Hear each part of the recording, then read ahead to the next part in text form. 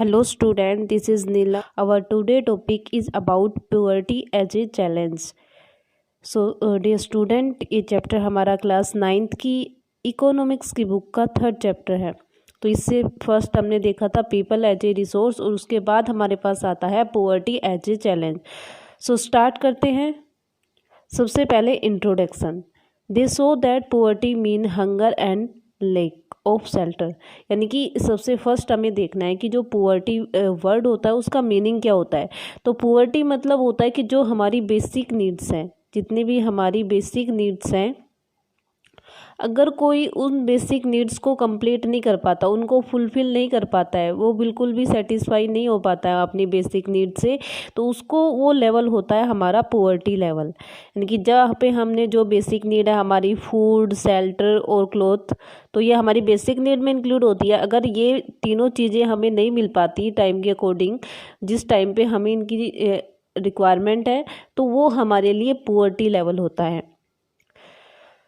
Poverty also mean lack of clean water and sanitation facility. अभी और हम include करते हैं पोवर्टी में कि जो लैक ऑफ क्लीन वाटर, अगर किसी को साफ जो क्लीन वाटर है वो नहीं प्रोवाइड हो रहा, या सैनिटेशन से रिलेटेड जो भी फैसिलिटी है वो भी नहीं मिल रही, तो वो भी हम पोवर्टी में इंक्लूड करेंगे। Poor people are in a situation in which they are ill treated at almost every place. यानी कि इसमें ये है कि जो पुअर पीपल है वो उनको हर जगह पे, कोई भी एवरी प्लेस कहीं भी हो, उनके साथ जो उनको जो ट्रीट किया जाता है वो बहुत ही, यानी कि उनके साथ बहुत बुरा बैड बिहेवियर किया जाता है जो पुअर पीपल होते हैं उनके साथ। It also mean lack of a regular job at a minimum decent level. यानी कि जो पुअर पीपल होते हैं, पुअर्टी में हम इंक्लूड करते हैं कि जो पर्सन पुअर जिसको हम बोलेंगे वो उसके पास कोई रेगुलर जॉब नहीं होगी, और रेगुलर जॉब यानी कि कोई जो मिनिमम डिसेंट लेवल होता है, जो वेजेस मिनिमम डिसेंट लेवल है, उसके अकॉर्डिंग उसके पास कोई भी रेगुलर जॉब भी नहीं होगी, वो पर्सन भी पुअर पर्सन में, या उसको हम पुअर्टी यानी कि वो लेवल हमारा पुअर्टी में इंक्लूड होगा। तो ये पुअर्टी से रिलेटेड कुछ डेफिनेशन यानी कि इंट्रोडक्शन था कि क्या क्या क्या हम करेंगे। तो मेन यही है कि जो जिस लेवल पे हम अपनी बेसिक नीड फूड, शेल्टर और क्लॉथ को पूरा नहीं कर पाते, तो वो लेवल हमारे लिए होता है poverty level. In our daily life we come across many people we will think as poor. यानी कि हम अपनी डेली लाइफ में काफ़ी ऐसे पर्सन को देखते हैं अपने अराउंडेड जो पुअर होते हैं। दे कुड बी लैंडलेस भी हो सकते हैं। लेबरर इन विलेज, जो लैंडलेस लेबरर है विलेज में, उसको हम पुअर बोल सकते हैं। और people living in over crowd झुग्गीज इन सिटीज़, यानी कि जो ओवर क्राउड झुग्गीज होती है सिटीज़ में, उनमें जो पर्सन रहते हैं उनको भी हम पुअर्टी में ही इंक्लूड करते हैं। They could also a beggar with children in tatters, यानी कि जो बैगर्स होते हैं और उनके बच्चे या चिल्ड्रंस होते हैं जिनके जो कपड़े होते हैं बिल्कुल फटे हुए होते हैं, उनको भी हम पुअर्टी लेवल पे ही इंक्लूड करते हैं। ऐसे ही हम देखते हैं कि हमारे आसपास काफ़ी हमें ऐसे पर्सन देखने को मिलते हैं जिनको हम देखते ये बता सकते हैं कि हाँ, ये पर्सन पुअर्टी लेवल में बिलोंग करता है। In fact every 4th person in India is poor, यानी कि इंडिया की पॉपुलेशन के अकॉर्डिंग इंडिया में हर 4th पर्सन, हर 4था पर्सन पुअर है। दिस मीन रफली 260 million means 26 crore people in India live in poverty. यानी कि इंडिया की टोटल पॉपुलेशन में से 26 करोड़ जो पॉपुलेशन है हमारी, वो पुअर्टी में है। This also mean that India has the largest single concentration of the poor in the world. यानी कि ये इसके अकॉर्डिंग हम ये भी बोल सकते हैं कि जो लार्जेस्ट, सबसे ज़्यादा पुअर जो कंट्री है वो, यानी कि जहाँ पे सबसे ज़्यादा लार्जेस्ट सिंगल कंसंट्रेशन है वो इंडिया में है। The illustrate the seriousness, this illustrates I आएगा यहाँ पे, sorry, I illustrate the seriousness of the challenge. यानी कि ये हमारे लिए बहुत ही सीरियस चैलेंज है। इन फ्यूचर अगर यही रहा तो इसको यानी कि कंट्रोल करने के लिए हमें कुछ ना कुछ तो स्टेप लेना पड़ेगा गवर्नमेंट को, कुछ ना कुछ स्टेप, क्योंकि इतनी ज़्यादा पॉपुलेशन जो है हमारी पुअर्टी से बिलोंग करती है, तो उस पॉपुलेशन को इम्प्रूव करने के लिए तो स्टेप लेने पड़ेंगे। ये हमारे लिए एक चैलेंज है। नेक्स्ट, पुअर्टी इन इंडिया में दे रखा है every fourth person in India is poor, यानी कि इंडिया में हर जो फोर्थ पर्सन है वो पुअर होता है। Poverty in India varies from state to state, यानी कि ये नहीं है कि पूरा का पूरा इंडिया ही पुअर्टी लेवल में आता है, ऐसा कुछ नहीं है। स्टेट के अकॉर्डिंग जो पुअर्टी लेवल है वो चेंज होता रहता है। किसी स्टेट में ज़्यादा पुअर्टी है तो किसी स्टेट में कम पुअर्टी है। जैसे इसमें दे रखा है Orissa, Madhya Pradesh and Bihar are the poorest state of India, यानी कि इंडिया के जो सबसे पुअरेस्ट स्टेट है, जहाँ पे सबसे ज़्यादा पुअर्टी है, वो है उड़ीसा, मध्य प्रदेश और Bihar. Punjab, Himachal Pradesh and Jammu Kashmir are the best state when poverty is concerned, यानी कि जो पंजाब, हिमाचल प्रदेश और जम्मू कश्मीर में काफ़ी यानी कि इतना लेवल नहीं है, जहाँ पे जो बाकी स्टेट है वहाँ पे जितनी पुअर्टी है, पंजाब, हिमाचल प्रदेश और जम्मू कश्मीर में वो लेवल पुअर्टी का नहीं है। नेक्स्ट, प्रॉब्लम बता रखी है कि पुअर्टी की वजह से क्या कौन कौन सी प्रॉब्लम जो है वो फेस करनी पड़ती है। तो यहाँ पे सबसे पहले हम देखेंगे कि जो अर्बन पीपल है, जो अर्बन एरिया में जो पुअर पर्सन रहते हैं, उनको कौन कौन सी प्रॉब्लम फेस करनी पड़ती है। सबसे फर्स्ट दे रखा है lack of proper housing facility, उनके पास कोई हाउसिंग फैसिलिटी नहीं होती।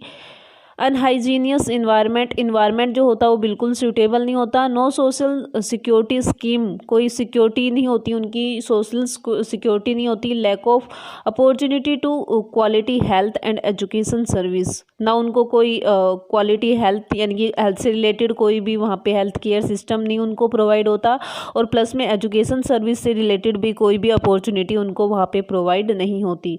तो जो पुअर पीपल है, जो अर्बन एरिया में रहते हैं, उन सभी पर्सन को ये सभी जो प्रॉब्लम है वो फेस करनी होती है। जैसे यहाँ पे एक केस स्टडी दे रखी है, अर्बन में दे रखा है स्टोरी ऑफ रामसरन, यानी कि एक पर्सन है जिसका नाम है रामसरन, अर्बन एरिया में रहता है। तो उसके बारे में बता रखा है कि वो कैसे उसका जो सिचुएशन है, उसकी जो फैमिली की सिचुएशन है वो क्या है। तो इसमें देखते हैं 33 year old Ramsaran work as a daily wages labourer in a wheat flour mill near Ranchi in Jharkhand, यानी कि इसमें बता रखा है जो झारखंड में जगह है रांची, तो वहाँ पे रामसरन जो है वो 33 ईयर ओल्ड है, 33 उनकी एज है। वहाँ पे डेली वेजेस लेबर के as a daily wages labourer वहाँ पे वर्क करते हैं व्हीट फ्लोर मिल में, जहाँ पे आटा बनता है। He manage to earn around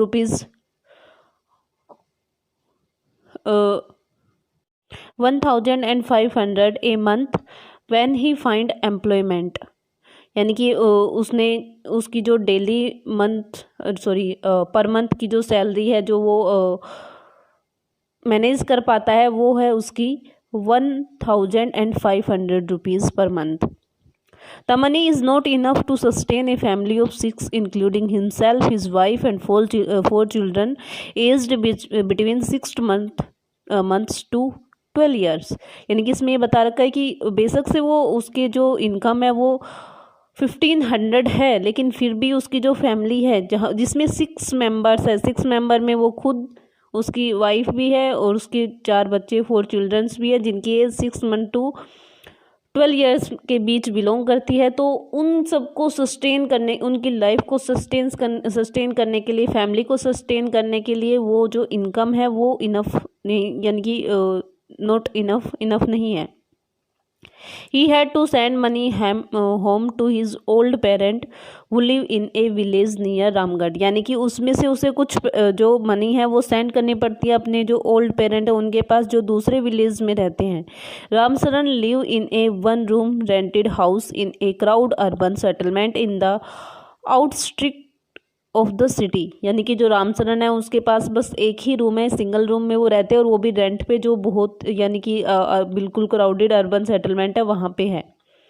His wife Santa Devi work as a part-time maid in a few house and managed to earn another rupees 800। यानी कि उसकी वाइफ जो है उसका नाम शांता देवी है, वो भी पार्ट टाइम वर्क करती है जो घरों में जाके वहाँ पे, और वहाँ से उसे अर्न हो जाता है 800 rupees. These manage a make a meal of dal and rice twice a day, but it never enough for all of them।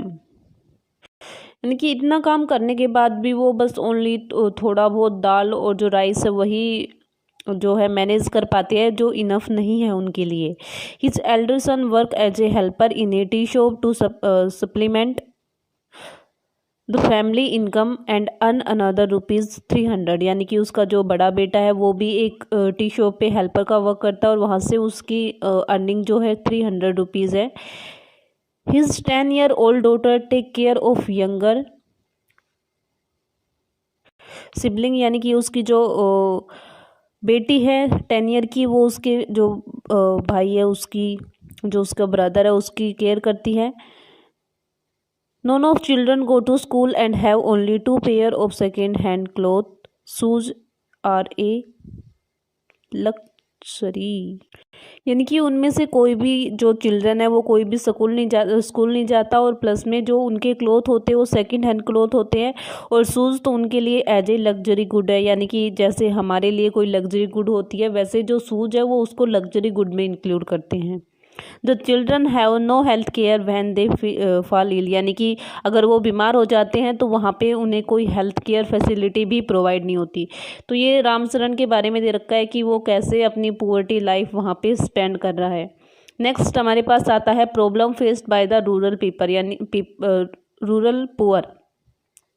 जो रूरल एरिया में जो पुअर पर्सन होते हैं वो कौन कौन सी प्रॉब्लम फेस करते हैं।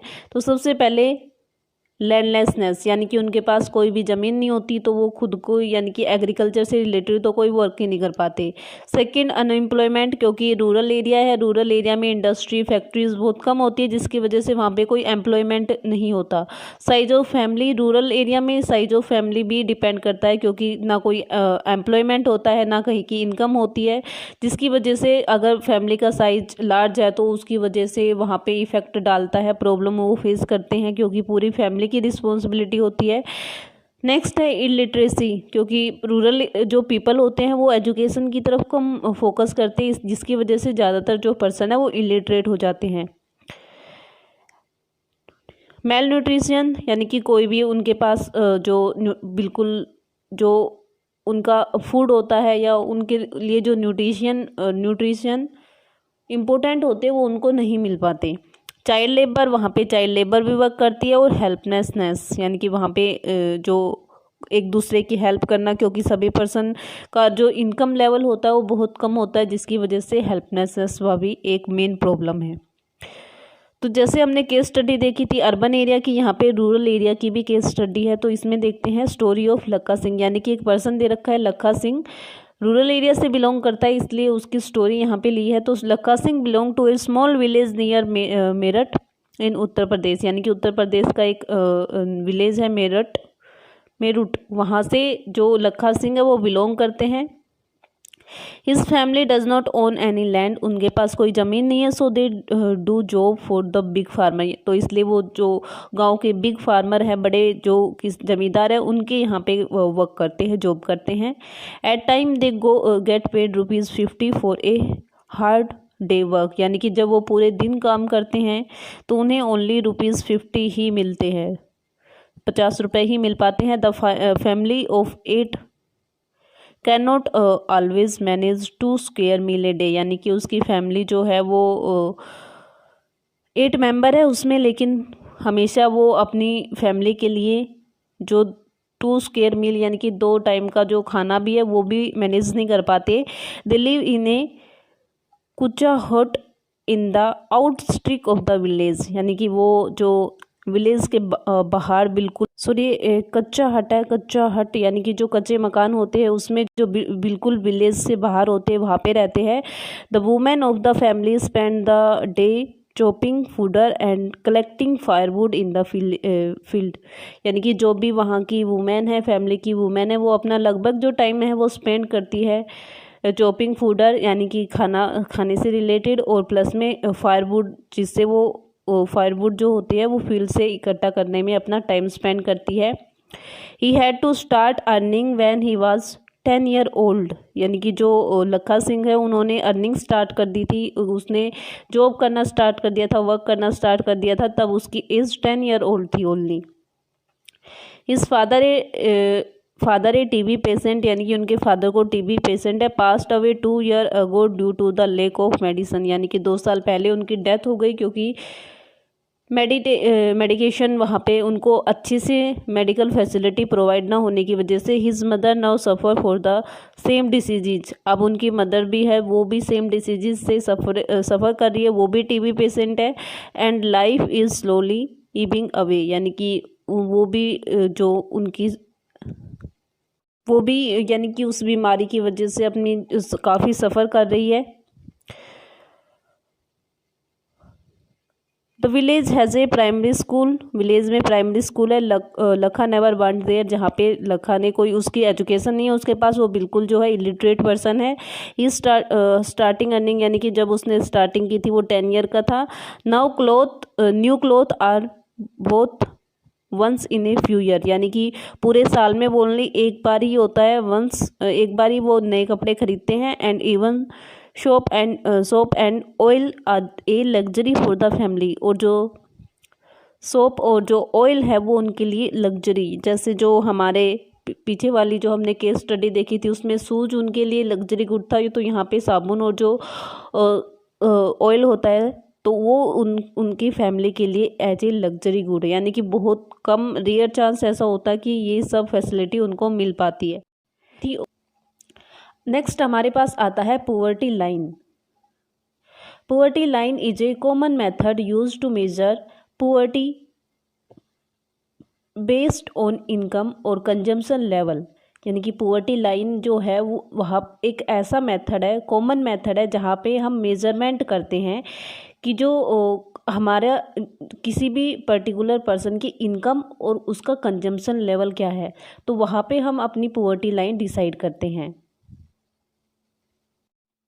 या सेकेंड, इसमें हम बोल सकते हैं कि जो हमारा इनकम लेवल है और जो हमारा कंजम्पशन लेवल है उसमें क्या डिफरेंस है। तो उसकी वजह से जो पुअर्टी जो हम डिसाइड करते हैं कि पुअर्टी का ये क्राइटेरिया होगा, उसको हम बोलते हैं पुअर्टी लाइन।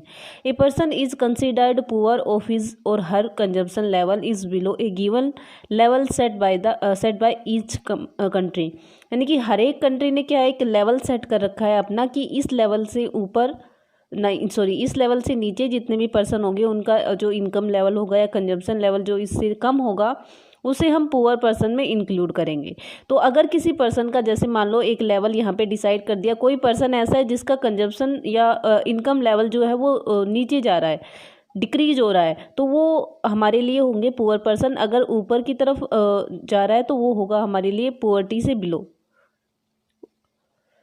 सॉरी, जो पुअर्टी से ऊपर होंगे, यानी कि उनको हम पुअर्टी में इंक्लूड नहीं करेंगे। पुअर्टी को ओनली वो करेंगे जो नीचे की तरफ जो पर्सन होंगे, जो जिनकी भी कंजम्पशन या इनकम लेवल कम होगा, डिक्रीज होगा, वो हमारा होगा पुअर्टी लेवल से कम पर्सन वाले।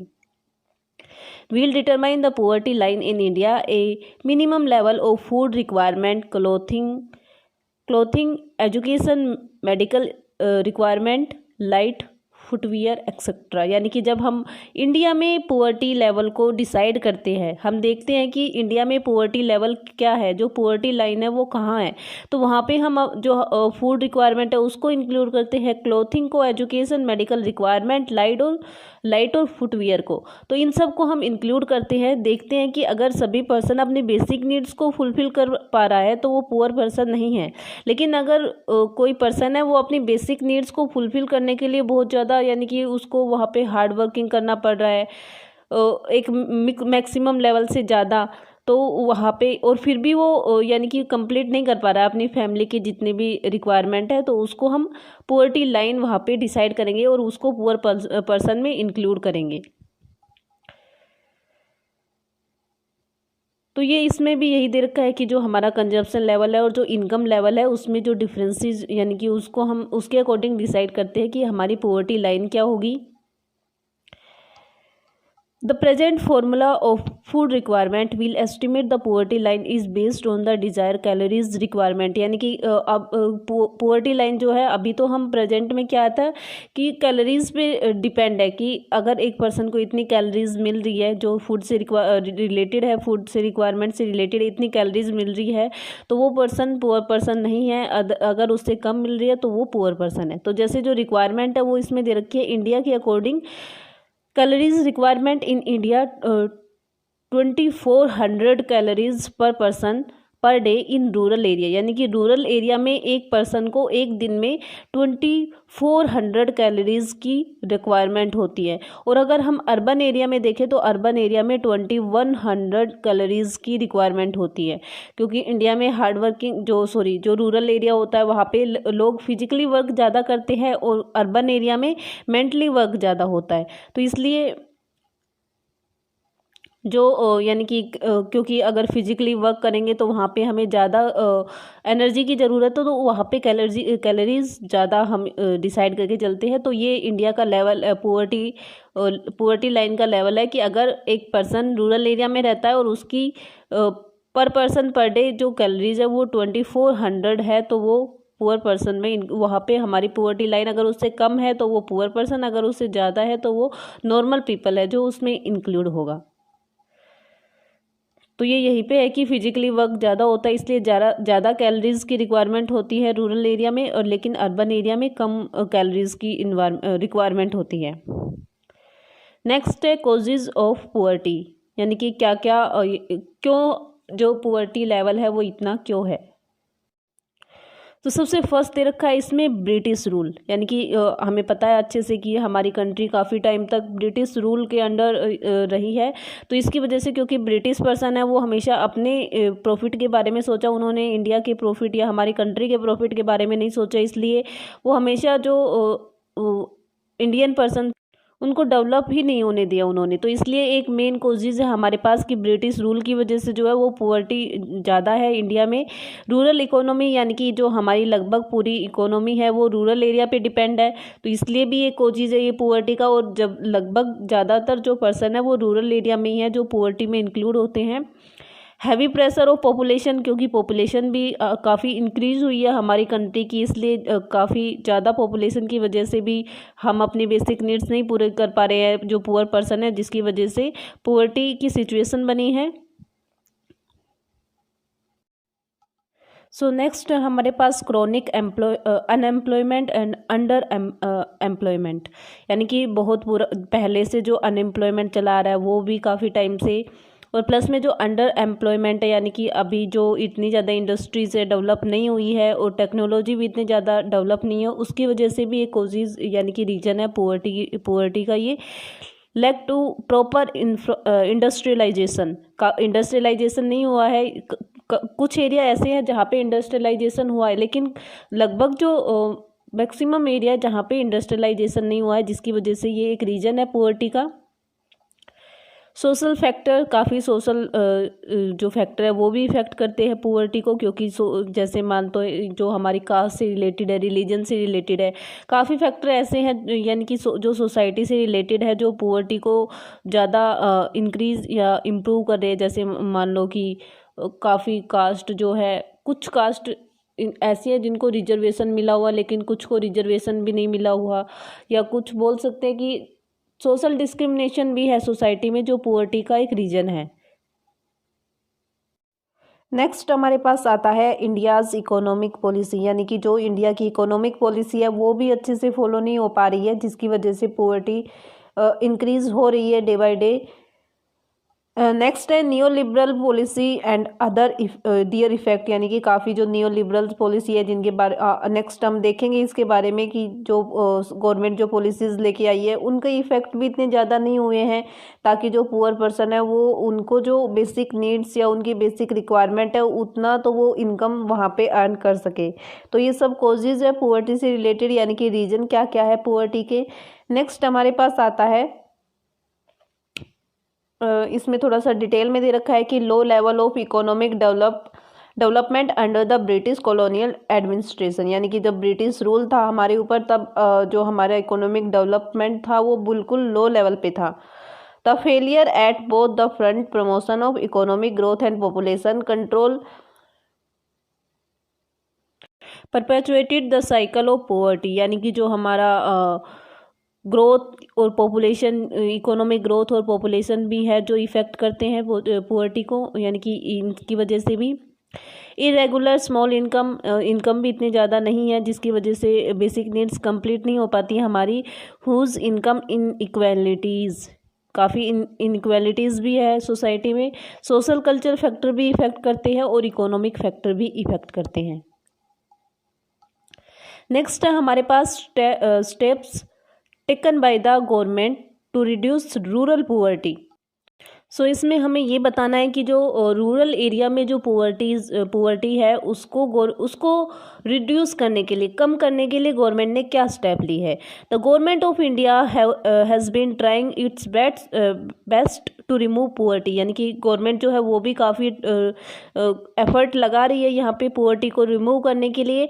सम of the measure which the government has taken the removal rural poverty, और यानी कि रूरल एरिया से जो पुअर्टी रिमूव करने के लिए क्या क्या मेथड जो है वो गवर्नमेंट ने फॉलो किए। तो सबसे फर्स्ट है इसमें स्मॉल फार्मर डेवलपमेंट प्रोग्राम, यानी कि ये प्रोग्राम्स के नाम दे रखे हैं जो गवर्नमेंट ने चलाए हैं ताकि जो रूरल एरिया में जो पुअर्टी लेवल है उसको रिड्यूस किया जा सके, उसको रिमूव किया जा सके। Trough area development programme, minimum needs programme, national rural employment programme और एश्योरेंस ऑन एम्प्लॉयमेंट, ये कुछ स्कीम है जो गवर्नमेंट ने जो भी पुअर्टी लेवल है या रूरल एरिया में जो पुअर्टी लेवल है उसको डिक्रीज़ करने के लिए, उसको रिमूव करने के लिए जो स्टेप जो है गवर्नमेंट ने यहाँ पे लिए हैं।